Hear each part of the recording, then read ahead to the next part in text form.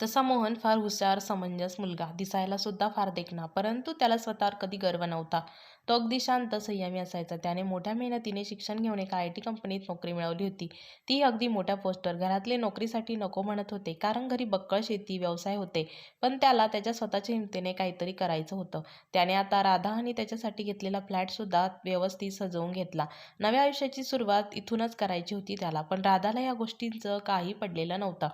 तिला फक्त तिचं शिक्षण, करिअर हेच दिसत होतं आणि त्याच्याशी जरा वाकडं वागायचं म्हणजे हा एक अंथरूण पांघरूण करायचं म्हणणार नाही, असं ती मनात विचार करीत असताना स्वयंपाक करणाऱ्या ताईने तिला आवाज दिला. "अहो ताई, दादांना तुमच्या हातचा चहा हवा आहे ना?" तर मग "हो, हो, देते. असा चहा करते की परत मागणार नाही. मागणार काय, बोलणार नाही आणि जवळ येण्याचा तर काही प्रश्नच राहणार नाही." आणि मग एक अंथरूण पांघरूण बाजूला तिने मनोमन हसून चहा बनवला आणि रूममध्ये घेऊन गेली. तिने दार वाजवले. आतून आवाज आला, "तुझीच रूम आहे. परमिशनची काही गरज आहे का?" त्याचा आवाज ऐकून तिच्या मनात मात्र चलबिचल सुरू झाली. ती आता चहा घेऊन आत गेली.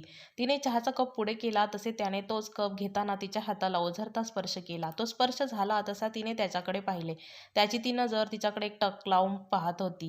त्याचे खोल गहिरे काळेभोर डोळे तिने पाहिले तसे तिच्या छातीत अजून धडधड वाढली. तिने पटकन कपबशी सोडली आणि त्याने ती पकडली. ती सोडणार हे अपेक्षित होतेच. ती वळून जाणार तोच त्याने तिला हाक मारली, "राधा." त्याच्या त्याच आवाजातील ती पहिल्यांदा मारलेली तिच्या नावाची ती हाक अगदी आरपार तिच्या हृदयात गेली आणि तेच हृदय आता जोरजोरात धडधडायला लागले होते. हे हे असं काय होत आहे आपल्याला? आपण का एवढे घाबरतोय त्याला? घाबरतोय? छे छे, मी काय नाही घाबरत त्याला. आपण मुलांशी कधी बोललेलोच नाही, त्यामुळे हे हे असं होत असावं. बाकी काय नाही. मुलांशी आपले बोलणेच नाही झाले म्हणून हे असं. असंच विचार करत ती वळली, डोळ्यात प्रश्नचिन्ह घेऊन, की काय आहे हे नक्की. बोलली मात्र काहीच नाही. "मला बोलायचे आहे तुझ्याशी, महत्वाचे." "हं? माझ्याशी? आपल्याबद्दल? आता याला काय नक्की बोलायचे?" "हा हा, तेच बोलायचे असेल माझ्याशी. त्या एक अंथरूण पांघरूणबद्दल. आजीही तर बोललीच होती की." "पण मुले बोलतात त्याबद्दल? स्पष्टपणे?" "बापरे, आता तो काही बोलला तर काय बोलायचे आपण?" "आजी बोलली नाही बोलायचं नाही कशाला." "पण असे कसे काही बोलू? सुमनने सांगितले होते की लग्नानंतर फिरायला जातात आणि मग लाडीगोडी लावून तिकडेच सगळं करून घेतात. आपणही जाऊ फिरायला असं म्हणाला तर हाच प्रश्न असेल त्याचा कदाचित. आणि कुठे फिरायला जायची बोलला तर?" "नाही नाही, मी असले काहीच नाही होऊन देणार. मी मी कुठेच नाही जाणार याच्याबरोबर. परीक्षा आहे माझी असं सांगेन. आत्तापुरते 2 महिने निघून जातील. त्याच परीक्षेत मग बघू पुढे." असे विचार करत करत ती तिथेच उभी राहिली होती. आणि तिला असे विचारात बघून त्याने त्याची कपबशी बाजूला ठेवली आणि जरासा हसत तो तिच्याजवळ आला. तो तिला हात लावणार तीच राधा अगदी दचकून मागे सरकली आणि अगदी सुसाट पळत सुटली.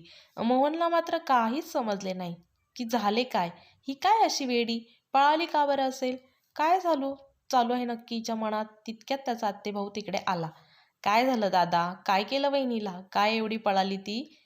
"अरे, इच्छा तर फार आहे काय काय करण्याची, पण तुझी वहिनी काही हाती लागत नाही माझ्या.